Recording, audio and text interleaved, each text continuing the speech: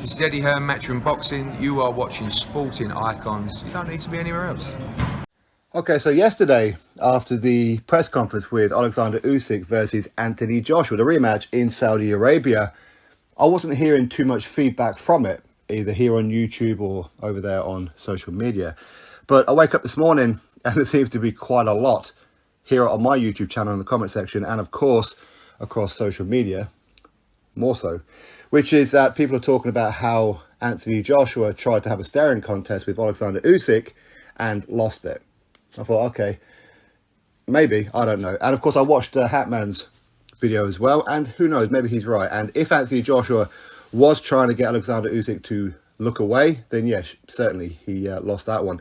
But when I was watching it, I never saw it that way. I never saw it as a staring contest as to who is going to look away. Now, that's traditionally what it is that people do in stare-down contests. But for me, this was more about Anthony Joshua doing it for Anthony Joshua. This was not about whether Usyk was going to continue staring back or look away or anything like that. And of course, Usyk, when he turned to his side after Eddie Hearn asked him, what, 2 or 3 times, and both of them kept ignoring him to look forward, Usyk kept his head turned to the left, looking at Anthony Joshua, much like he did with Tony Bellew. Okay, so it has some reminiscence of that one from Usyk's point of view. But I saw it as Anthony Joshua was letting him know, and of course himself, cycling himself up to take into the rest of the training camp, which is what you did last time is unacceptable.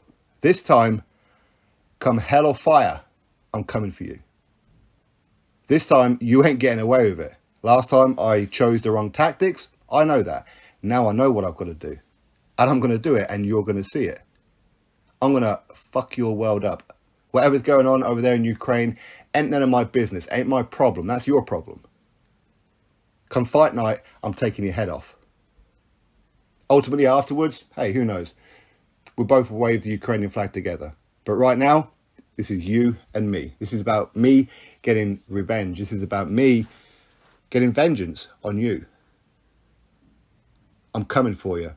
Last time we had the face-off for the cameras. We smiled, we shook hands, we had like a little bit of a joke. This time, ain't no joking around. I'm letting you know what exactly I'm going to do to you. And that's how I saw it. Anthony Joshua purely just letting him know you're getting it. And he's going to take that into training camp with him, that motivation of he's getting it. I've now faced the man who defeated me. I've now faced the man who I'm going to be fighting again. And he's going to take that into training camp with him. Now, Usyk, he didn't look too engaging or anything like that. He looked quite solemn in the whole press conference. Now, is he carrying the weight of the world on his shoulders as to what's happening in his own country of Ukraine? Maybe. Maybe. But at the same time, maybe that's fuel for him. Maybe this time he ain't playing. He ain't going there to box around and move his feet with Anthony Joshua. He's going there to counter him. He's going there to knock out Anthony Joshua. He's going there to make a statement.